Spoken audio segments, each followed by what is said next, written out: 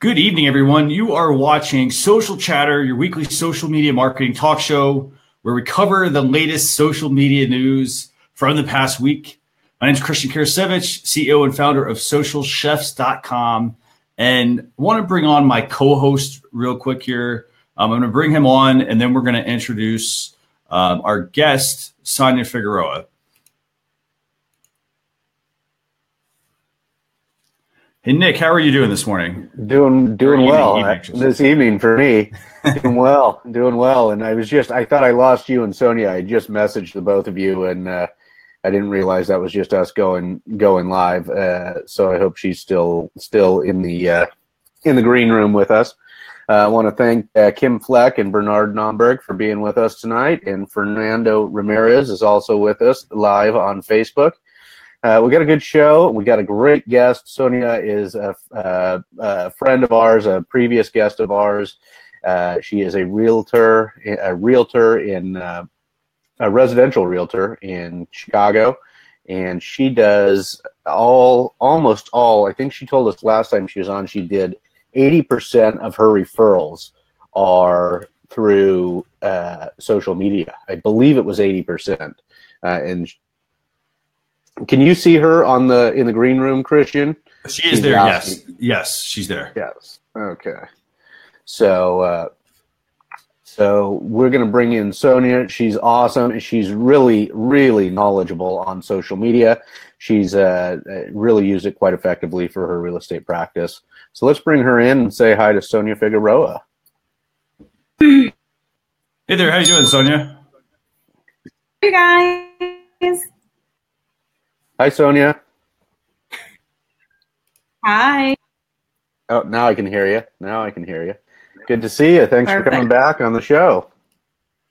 Yes, thanks for having me again. I love it. We love having you. I was just telling the audience, I believe, and correct me if I'm wrong, but you do 80% of your sales or your business is through social media, right? Was that the number you gave us before? That is correct. 80% of my business is through social media. Yes.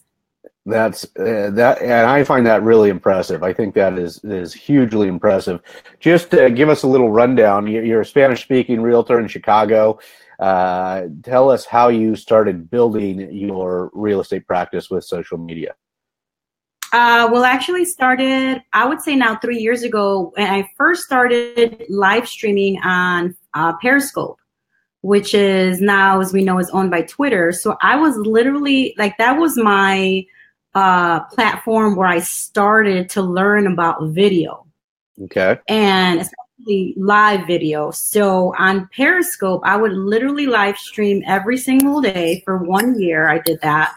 I got the practice and handle of, how to interact with a person that I thought, because you're literally looking at yourself when you're on video. Mm-hmm. So you hit that start broadcast and you're literally looking at yourself. So you think that nobody's watching you, nobody's seeing what you're talking about, and you feel weird at first, right.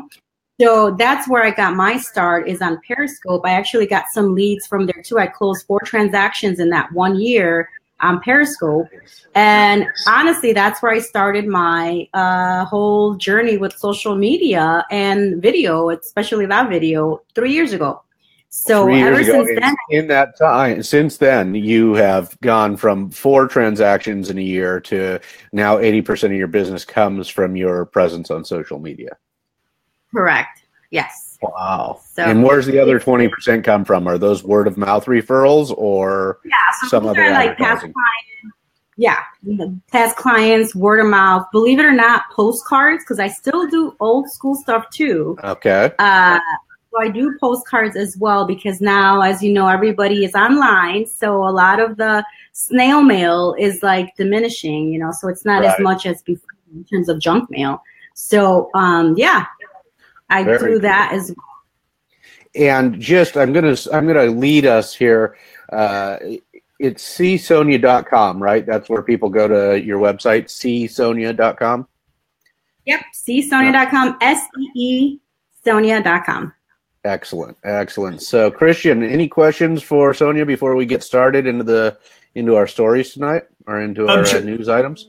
Yeah, so the one thing I heard that she talked about, which I think is really important, is when she got started with video, it's about getting comfortable with being on video. Do you have any tips for viewers that you would recommend, things that helped you kind of get comfortable? Yeah, when I started, I was terrified. You literally have to get over the fear. Like, you literally have to get, and it's things that do, like, you are your worst critic.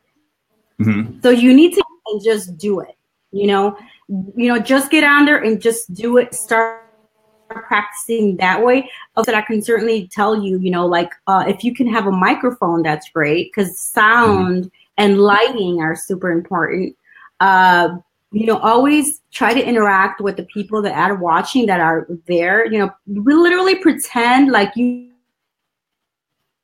are talking to right across. You have to pretend, even though maybe there's 0 viewers, a big goose egg, you have to pretend that there's somebody on the opposite end that you're talking to. So that's what helped me, is like, think, oh, well, I'm talking to my client or my best friend or whoever, and just visualizing, because otherwise you get all scared because there's 0 people watching, just like get into this whole like stare mode. Like, oh my God, nobody's watching. But then you watch yourself on the replay and you're like, oh gosh, so yeah. Good tips. And, I'd say, that's a good suggestion to role play as if, you're actually talking to a client. Like for instance, right now, I have to remember I'm talking to a webcam and I'm talking to everybody who's watching. So that's a great tip. So Nick, you ready to get started with the show? Let's get started. We got just 4 quick stories for you tonight. Our first one comes from Instagram press release that came out this week, introducing GIF stickers. So this will allow you on Instagram to add expressive GIF, or some people will call it GIF stickers, to any photo or video in your story. So this is photo or video. When you tap to add a sticker to your photo or video in stories, that's specifically video in the stories, you'll now see a new GIF option. Tap it to open a library full of hundreds of thousands of moving stickers powered by Jiffy. You can browse what's currently trending on Jiffy or search their extensive collection to find a sticker for just about anything, from bouncing letters and twirling hearts to dancing cats and pizza in space. These animated stickers help you make any photo or video funny, interesting, or creative. In the coming weeks, and this is the part that I thought was actually very interesting about this story. The GIF stickers I didn't think was anything particularly important, but I think the follow-up, or the second portion of this press release, is very important. We're also rolling out the ability to upload photos and videos of any size to your story, so you never have to lose part of a photo or cut a friend out of a group video. When you upload a photo or video, pinch to share it in its original dimensions, whether it's square, portrait, or landscape. Any extra room will be filled with a custom color gradient that matches what you've shared. So those are 2 new options that Instagram is putting forward. I have not seen them show up in my Instagram yet. Sonia, what are your thoughts? Did you have this show up in your Instagram, your stories yet? Oh yeah, the data came out. I had it and I started using it, and it's so much fun. It does have a search bar. You want a particular phrase or word, and that Giphy or GIF, it'll pop up. Laugh out loud. It will give you the GIFs that are available for those types. So that was pretty awesome too, in case, to match up with your story. But it's awesome. For attention as well, instead of just being stagnant and you blah blah blah blah blah blah. It adds to your story. Very cool. This is very cool. And did you have the ability to have you done the video? And I'm sorry, I might have a bad connection tonight, guys. I'm hearing in and out on Sonia a little bit. But did you have the ability to then add a photo or video of any dimension on your story also, Sonia? I haven't tried that yet, but I will be. Now that it's starting to roll out to the public, so not yet. Okay. Yeah. Christian, what are your thoughts on this? So I think from I think the GIFs, I think they're going to be very useful for people if, like use them in moderation, like as a business. They're a good way to add some fun, to add some humor and whatnot to, your stories. Tap into, for instance, like anything that's seasonal. But, I think the bigger part of this is the fact that, they're rolling out the ability to add photos and videos of any size to stories. I think that, again, Instagram is trying to make it easy for people to upload photos and videos without having to really think about, well, is this in the right, dimensions? Did I shoot this in the right size and that sort of thing? So I think that, from a business purpose, these are two fantastic ways that you can improve your broadcasts, your Instagram stories that you're going to be sharing. Again, you also have to look at it and say, what, do I need to share everything with my audience? Stories are the direction everything is trending. That's Facebook, that's Instagram, that's Snapchat. Everything is about stories. So they're just making the experience better for the user. And in this case, from a business purpose, they're making it easier for you as well to, instead of just saying, hey, I'm on camera, make it a fun, story. So. Yeah, I think anything. And from my understanding. Go ahead, Sonia. Oh, yeah. I was going to say, from my understanding, if you do a horizontal dimension, Instagram will automatically add like a background. Because how you have those black bars? So automatically add and match up your background so it doesn't have those, black bars. You're doing a horizontal video. Oh, that's cool. That's very cool. Yeah, I think it's a good move. One of the hardest things about Instagram is, especially on the photos. Now, this isn't in your standard photo; it's in your story. But one of the things that's difficult there is getting the photo to look right or look appropriate, the way you wanted it or the way you took it. So I think this is a good move. Christian, go ahead. I was going to say real quick, one thing that this does, the fact that Instagram is changing the ability to let you upload something and, not have to like crop certain people out, accidentally, this is actually going to get rid of a lot of your apps that you're possibly going to have on your mobile device when this gets rolled out.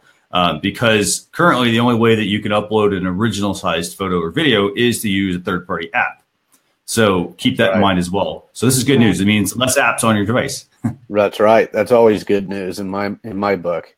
Our next story tonight. This is from last week. I think this is right around the day. I think this is the day after our last show. Christian, this came out on Facebook's their press newsroom. In their news feed, FYI, they're helping to ensure news on Facebook is from trusted sources. So we've heard a lot about this. They've been working on this for a while.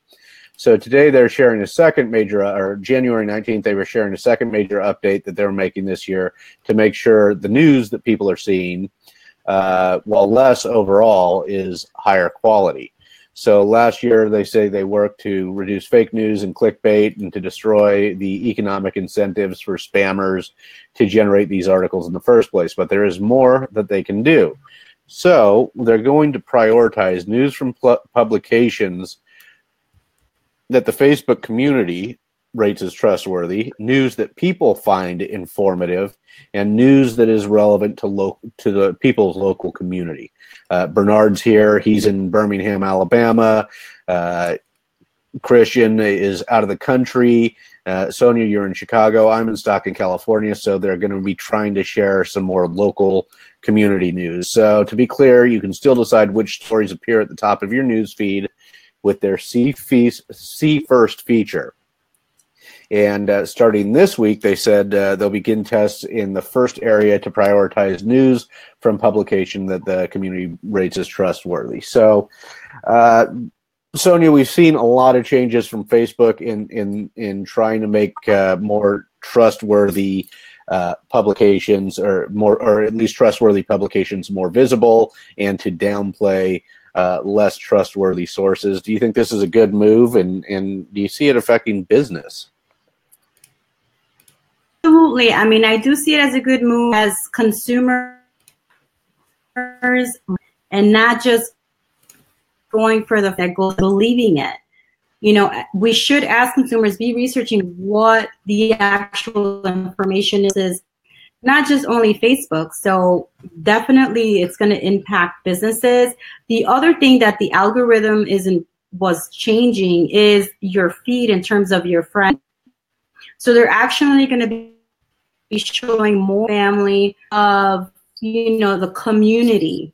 Really, Facebook is trying to get it more into the community type of, you know, atmosphere versus it being just sold ads or having a lot of ads in your feed. A lot of businesses are getting concerned because, you know, we're always trying to do it from our business page to get, you know, obviously more business. So right. I feel that it will impact certain business pages, but only those business pages that are really not a community giving value. If you're not doing those things, then yes, obviously, if there's less engagement on, then Facebook obviously organically show it up in the feed. In definite pages, it's going to be a pay-to-play game. And we've been seeing that for a couple of years now from Facebook. It has become much more pay-to-play. Christian, what are your thoughts on this? So I think from a business purpose, I mean, I'm glad that they're trying to, in a way, control some of the sources that are being, you know, publicized, that people are sharing. I think at the same time, though, it's I said this, I think, a couple weeks ago, this is a very fine line that Facebook has that they're walking here. I mean, you know, they need to control it, but at the same time, I mean, you know, you need, from a trusted source standpoint, I mean, who's to say, well, this is a trusted source over that source? You know, I'm glad that they're at least letting, you know, having like certain things, I mean, that are going to impact all types of businesses. But, you know, again, I mean, this is a very tough thing to clean up. Yeah, Go ahead. Cami, I think with Cami last week we discussed this, and you know, we think that there is a fine line between curating trustworthy content and potentially censoring content. So we'll see how this goes. And I have to tell you, from my personal experience on the experts.com page this week, I posted a blog post. We promoted it. And because it was sort of a hot topic as far as lawsuits that are going on all around the country right now, we've had fantastic engagement. Now, I don't think we would have had that fantastic engagement had we not promoted it. But since promoting it and then engaging with those who were commenting, it's been spectacular. And I don't know if they view us as a trusted source or, you know, we've been on and putting out publications for quite a while. So I'm assuming there's some form of trust there. Anyway, that has been my experience this week with Facebook. I will say I like the community, the local community aspect of this. The fact that, you know, if I'm going to go into Facebook, I don't have to necessarily go, go and like look at all these different accounts. I don't have to necessarily go check all these specific websites. You know, the fact that having a local community aspect, you know, Facebook's going to pull news from that. I like the fact that I don't have to go anywhere else to get it, because, you know, a lot of times there's all these little small channels and one site gets it, another one gets it, something else different. So I like that aspect. I do wonder, though, you know, if you're watching here, what do you all think about the fact that, you know, do you think people are going to start like spamming this in a way? Like you're going to get somebody who's a trusted source or who's voting a lot of quality trusted sites, and then, hey, every 10th one they throw in, you know, a site that's not necessarily trustworthy. I'm not so sure about that. I mean, you know, like everything, you know, tends to be work really well, and then after a while, it tends to you know, have a different effect on people over time. But what do you all think? What do you think, Nick, about any of those? It's funny, as we're doing this right now, it seems that we got I just saw a message come up from Donald Trump on our feed as we're talking about trust. Is anybody else seeing that, or am I? I'm seeing it as well. Actually, yeah, yes. I saw that. Yeah, I saw it. So I imagine we're getting we're getting trolled right now a little bit, or maybe it's not the most trustworthy of sources. But or if it is Donald Trump, well, welcome to the show and tweet something out about us. Well, in that case, Nick, then we are a well-trusted source if Donald Trump is on our feed. Yeah, that's right. We are a trusted source. So tweet out csonia.com and tweet out Social Chefs. Let's get some attention over here, Don. And I can't wait to see which account that's tied to after this. Christian, I'm thrown off by the fact that we're discussing trusted sources and then we're getting trolled. I think it's fantastic. Yes. Is that Joe by chance? No, I don't think it is. Joe normally will troll us under his own name, so I don't think it's Joe Wilson. Anyway, let's move on to our third story so we can get to the tools. Snapchat stories can now live outside the app. And this story came out January 23rd. This is from Wired. If recent trends are any indication, the future of social media lives in stories. Christian, you said it earlier. We've been talking about it for over a year now. Those probably a year and a half now. Those short bursts of customizable, compilable videos and images that stay online for just 24 hours, and every platform wants to make their version the one you see the one you use exclusively. Last week, Facebook announced a desktop upload tool for its stories feature. Sonia is one of the few people that I see in my Facebook feed who uses the Facebook stories feature.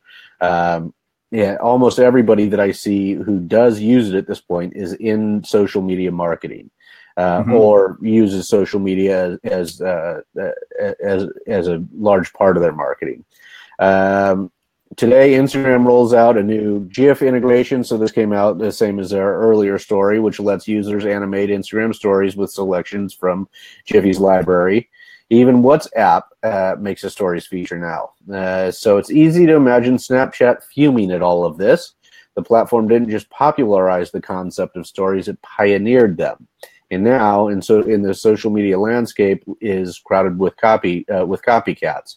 Snapchat then is slipping behind. So, as on the 23rd, Snap is taking a new tactical approach. It's making it possible to share some types of Snapchat stories beyond the app itself. You'll be able to hold down a tile on any public story and send it to someone in a text, an email, or even through other social media platforms like Twitter and Facebook.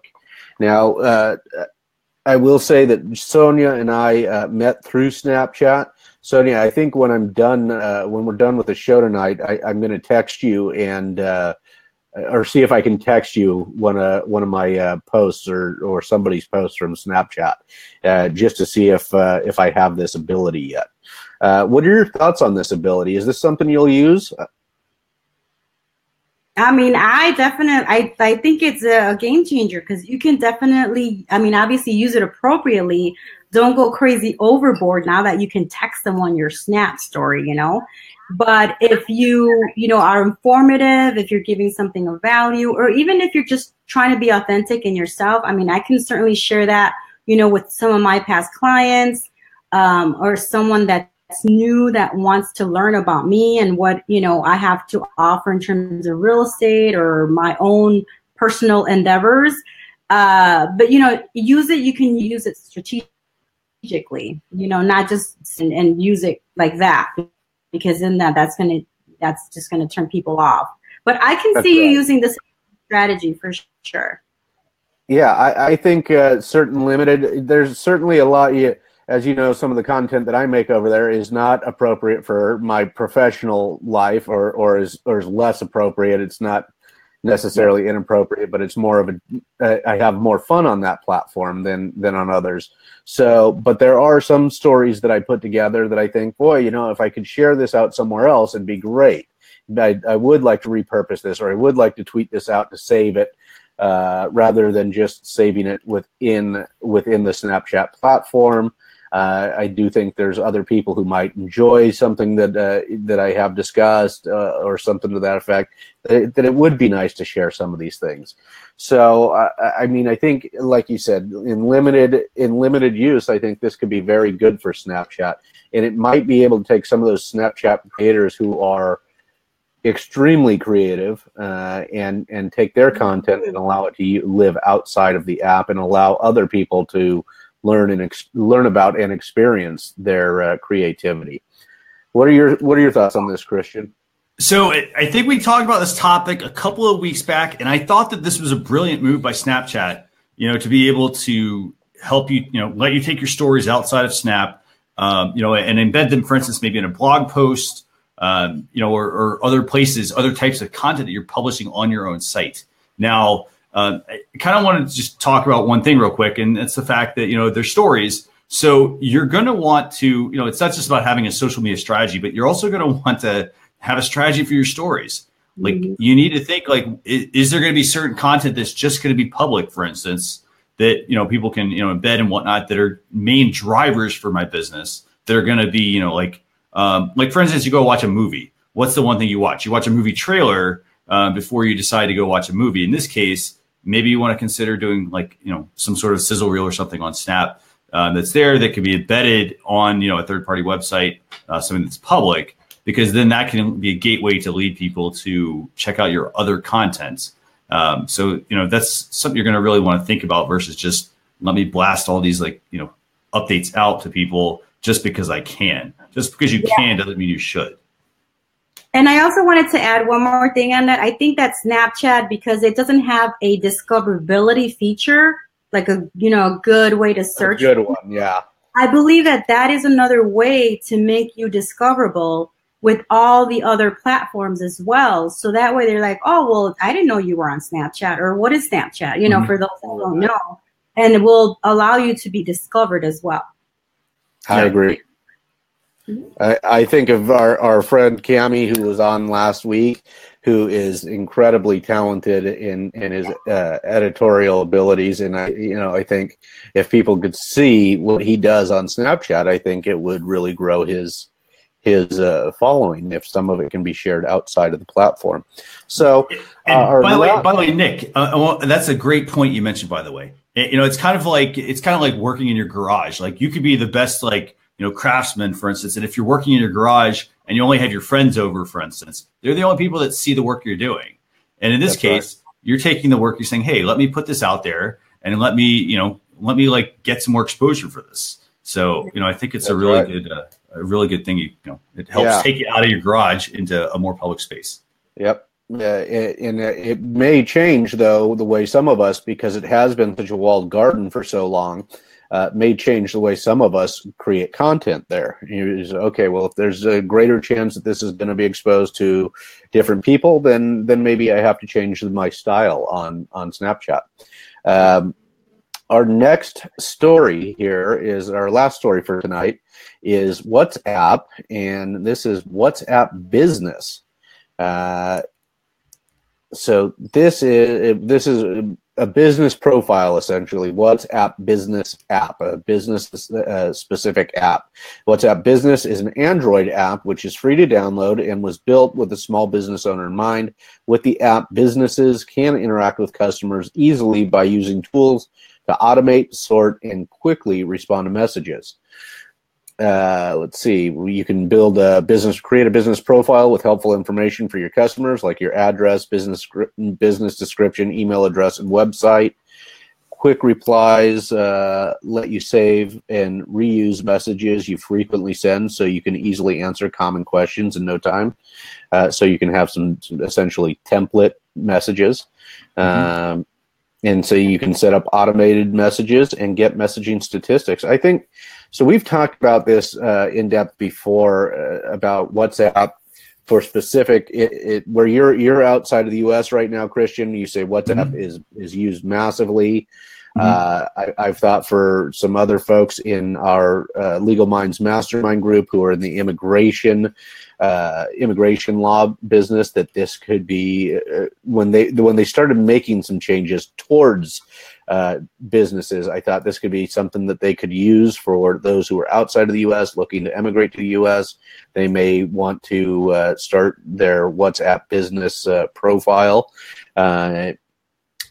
Sonia, do you have buyers outside the U.S. ever? Is WhatsApp something that you use when speaking with your Spanish-speaking clients?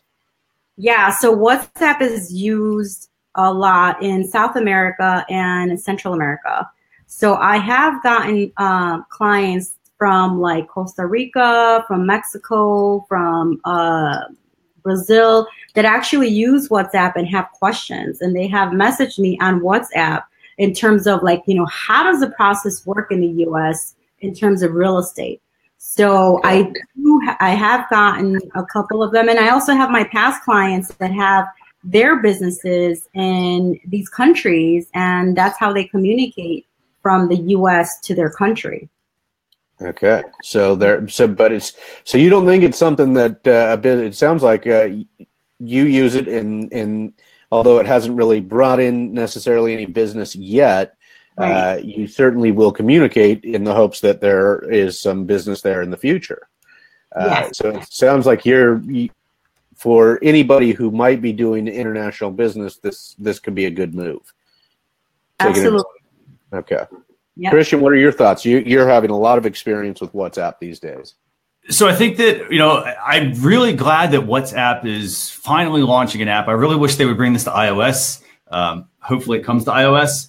But I like the fact that they're pushing people. I mean, this is a whole different way to communicate with people. I mean, a lot of people are used to like, let me go to a Facebook page. Let me go, possibly go to your website. But sometimes they just want some information and whatnot. So I'm glad that they're actually tying in some really neat features, such as, for instance, like quick replies. I like the fact that, you can save some of the messages that you previously, communicate, to somebody on. For instance, Sonia, in your case, it might be somebody asking, how does this process work? And maybe you've already written that message 100 times. So exactly. I like that this is a smart way for you to do, in a way, some prospecting, weed out people before you, go full force. And the person's like, then you're back and forth like 10 different, messages back and forth on some, on the same topic. Right. So I like the fact that, WhatsApp is finally pushing business. I mean, here's the thing. You also, if you're a business and you're not really using WhatsApp yet, you should consider setting up a profile just to have a profile there. Put all your information in there. That's your website. Put in your hours, put in your business name, put in your category and your description so that people actually know where you're at. Because I think WhatsApp is going to, finally get used a lot more in the States. I think they're going to use it more. But I think at the same time, this could also help surface people who are looking for something because, they're asking for your address, for instance.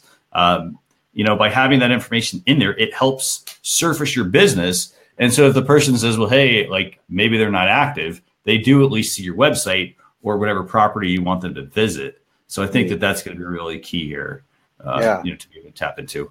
Yeah, I think this is really good. And I've mentioned it before because I've got some friends who are in immigration law. And I think that it hadn't quite gotten this far previously, Christian. So now that it's a WhatsApp business app, I think that, there's a lot of people who are looking for the right answers, or even people in the U.S. looking for the right answers for family outside the U.S. And I think this would be a good tool, at least to start, as Sonia's done. You have it available and answer questions on there because you don't know where the next client might come from. Absolutely. And by the way, Joanne, she mentioned, she says, hey, she's doing it as she's listening to the show, which is fantastic. To get this, all you do is go to whatsapp.com/business, and that'll take you to download the app. And by the way, another thing that's also really useful, I think, with this feature or with this tool is that they're going to give you messaging stats. So you're going to be able to see, this is just like email marketing, essentially. You're going to be able to see how many messages you sent to people, how many were delivered, and how many were read. So that way you can tweak your message. And I would almost say, if you're like, if you're in business and you're using email marketing, for instance, as you should be, Maybe you're not necessarily getting the right open rates and whatnot, because you're not sure what message you send. But like what you could maybe do is maybe do some A/B split testing. Test out WhatsApp as well. If you notice you've got a decent sized audience there, push them there, and you can kind of see what kind of messages people are resonating or that are resonating the most with them, so that you can then bring them possibly back to your email or tweak your email that you're sending somebody. I like it. I also want to thank Don McClure and who else did we have here tonight? Walter Reeves joined in. Kim Fleck, thanks for being here. Danica Woolley also showed up, and of course Don I think has left us. Mr. Trump, thank you for showing up. Christian, let's hit some tools. Okay, so we got a couple of tools for you tonight. Tool number one is an app. It's called Convaz, and it's in this case. So this is essentially what the app does. If you want to go respond, for instance, on Facebook, on let's say we're doing this live video and somebody wants to actually communicate with us, they have to leave a text comment or they have to go record a video and then upload that video separately. What Convaz does is it actually lets you have a public video space to be able to have a video, have a chat, for instance, with everybody. So like if Joanne wanted to actually chat with us, we could open that app up and she could then communicate with us in real time over video. Basically, it's a video chat app versus having to leave a comment or having to go record a video. So that's what Convaz does. It's another way for you to basically share certain information that you might necessarily want on your social media channels to have public conversations with people over video. Oh, cool! That's interesting. And it's a free app, and I know we talk about politics every once in a while, and how when you're doing your social media on your social media channels, you don't necessarily want to have all that information out there. Because it does change people's opinion a lot. So this app could be a way for you to have those side conversations you want to have versus like, let me put everything up on my Facebook account so that everybody that goes through it can see it. Right. Have you tried it yet, Christian or Sonia? I've downloaded it. I've started playing with it a little bit. Again, I mean, it's one of those things where you have to have certain topics you want to talk about there that you want in the public eye. So that's as far as I've gone so far. But how about you, Sonia? I actually was watching on YouTube, and there's Snoop Doggy Dogg is using this app, and it also kind of reminds me of Google Hangouts for some reason. You can have multiple people, in one stream, just kind of having a conversation back and forth. But some of these celebrities are actually using it, believe it or not. And I haven't downloaded, but I was watching on YouTube how Snoop Doggy Dogg was interacting with his audience. Oh, you know what? I got to hand it to him. He does a good job with social media and interacting with his audience. Oh yeah. He actually engages, and so he's got a pretty impressive following from his music. But he actually spends time engaging, which is key. By the way, that's a great example to bring up. I mean, because if I'm a celebrity or I'm a public figure, I don't necessarily want to I'm not going to friend request everybody that's here, but I also want to give, here's the other thing though. You want to give people a bit of a platform to be able to, to come on and in this case, if you're a celebrity or, public figure or whatnot, it gives them that small, just a couple seconds or whatever with you to be on there to chat or whatnot. So this gives you that ability to be able to be on video talking with those people. And to continue that relationship. So that's right. So what's our next tool before we our second tool actually, was actually an app called Into Live, and this is an app for I think you've heard of this one, Nick. But this one basically is again, these are free apps, but basically what Into Live is it's a way for you to make a live photo. So iOS has this feature where you could press on a photo and it'll play a couple seconds of it. This actually does the same thing, except you can actually pay that it's free, but you can pay $2.99. What it'll do is it will let you have a live photo that will then go to a video, or you can make it go to a Facebook video, which could be a great way to send some, in your case, like Sonia, you could use this, for instance, to take a picture of a house that you're using, and then, maybe it's tap, and press and hold to give somebody a price on the house, or you could talk on video about a way for them to contact you, or maybe even show some of the property.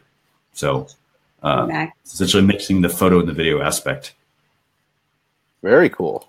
Yeah, I will have to say that I did download it and I tried it. So it only gives you one one-time option to use it before it becomes a paid application.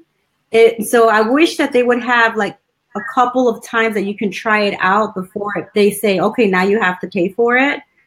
That was my only thing when I downloaded it and I started trying it. Other than that, I would have kept using it until I felt comfortable in how to use it and then pay for it. It almost also feels kind of like the boomerang type of feel from Instagram. So, you have that like stop motion type of thing. Yeah. That's kind of how it felt as well. Okay. Yeah. Excellent. So any last, before we go, Christian, any last comments on the topics or tools for tonight? Sure. So what I want to just mention to everyone is we have a host of other news topics. We try to keep the show around an hour. I think we have like 10 topics. So we had some additional topics on, we had some Instagram topics, some new fonts and whatnot they're testing. We have some additional Snapchat updates, as well as quite a few other ones. Those are going to be available in the blog recap that will be published tomorrow. So be sure you check that out. And if you have any questions about the replay or anything that you heard about on the show, let us know. But the only other thing I want to mention was just next week, 10 p.m. Eastern Standard Time, we're going to have Sarah Stahl on as our guest. But for now, I want to thank Sonia for joining. It's been a pleasure having you on. Learning. Do what? No, I said absolutely. Thank you for having me on.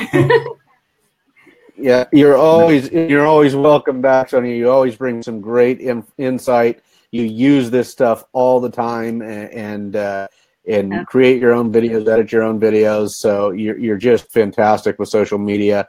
I've posted. People can find you at Sonia Figueroa RE across all platforms, right? That is correct. Yes. Thank you guys so much. And make sure to visit her at csonia.com, especially if you're looking to buy a house in Chicago. Reach out to Sonia. Thanks so much, everybody, for being here tonight, and we'll see you next week.